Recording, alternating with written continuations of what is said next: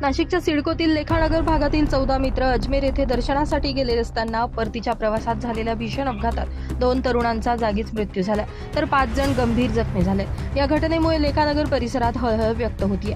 मिळालेल्या माहितीनुसार लेखानगर येथील 14 मित्र 13 तारखेला 2 वाहनांमधून अजमेर येथे दर्शनासाठी रवाना झाले होते। प्रत्येकी 7 जण अशा 2 वाहनात प्रवास करत होते। 2 दिवस दर्शन घेतल्यानंतर 17 जुलैला रात्री सुमारे 10 वाजता ते नाशिककडे परतीच्या प्रवासाला निघाले। 18 जुलै रोजी कळमसरे फाटा ते शिरपूर फाटा दरम्यान हॉटेल चेतन जवळ भरधाव वेगानं मागून आलेल्या कंटेनर क्रमांक MH20 EG 2447 न कट मारल्यामुळे इनोव्हा क्रमांक MH05 CV 1001 चालक मोहसिन मेहमूद शेख याचे वाहनावरील नियंत्रण सुटलं आणि इनोव्हा थेट कंटेनरच्या मागे जाऊन आदळली। धडक इतकी भीषण होती की इनोव्हा कारचा पुढील भाग पूर्णपणे चक्काचूर झाला।